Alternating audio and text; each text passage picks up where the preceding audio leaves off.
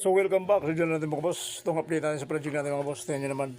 So bali pala mga boss, nang ginawa ko, yung kalahati mga boss, binaklas ko muna yung forma para ilipat sa kabila. Ayan mga pulis natin mga boss. Kaya mga boss, nilipat ko na yung forma. Na-forma na natin isang kwarto ulit. Kaya bali ko kasi na pala ako sa isang sala. Ayan lang mo sa pupormahan. Bukas, surbol na yung mga boss. Itong week na ito mga boss, makapagsagit tayo ng steel deck. Talaga naman mga boss. Maraming salamat sa Diyos talaga na kayo pa paano. Kahit igulan ng minute mga boss, pero napagtsagaan natin. Yun ang importante mga boss sa trabaho natin. Kaya yung update natin mga boss.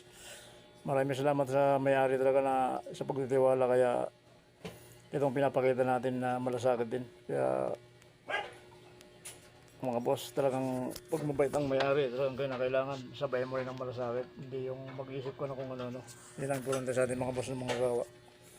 Kaya mga boss, mga pulis natin mga boss, pati mga PVC natin na nakahanda na rin, mga electrical.